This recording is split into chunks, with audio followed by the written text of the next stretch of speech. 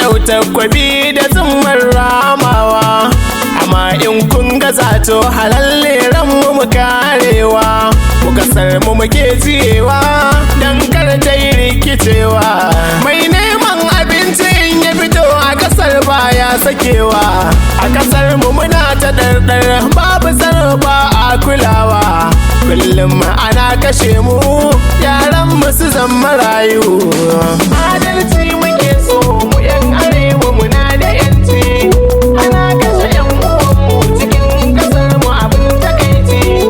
Gwamnati sai ki duba lamarin ya zama babba, yanzu a cikin kasar mu an maishe mu kamar bare, su kashe mu su kona mu sun maishe mu kamar kwari, ta ya za mu yi tsayawa?